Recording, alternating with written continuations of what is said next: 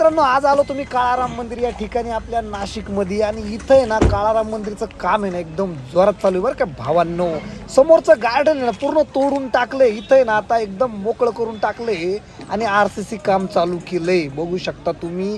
आणि काळाराम मंदिरची ही एंट्री होती, म्हणजे पहिला द्वार हा होता मित्रांनो, पण आता सध्या हे द्वार बंद करून टाकलेलं आहे कामामुळे मित्रांनो. पूर्ण नेट लावलंय आणि बॅक साईडने एक दरवाजा आहे, त्या दरवाजामधून सध्या एंट्री. पण इथलं अतिक्रमण बघा तुम्ही, पूर्ण बऱ्यापैकी अतिक्रमण हटवून टाकले बरं का, एकदम टकाटक मध्ये मोकळं करून टाकले डायरेक्ट. पण ह्या ओपन स्पेसमध्ये नेमकं परत गार्डन बनणार आहे का काय बनणार माहीत नाही. बघू शकता पडदी भरलेली RCCची, पण आता झाल्याच्या नंतरच कळल. आणि इथं पण बघू शकता तुम्ही काम चालू आहे आता मंदिराचं, आणि वरती माणसं सुद्धा एकदम टकाटक मध्ये पूर्ण नेट मंदिराला मारून घेतलंय मित्रांनो.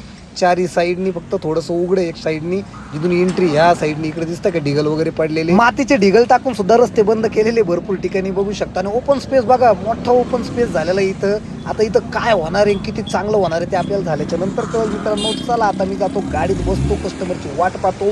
तोपर्यंत तुमच्या भावाला फॉलो करा ना पब्लिक. धन्यवाद.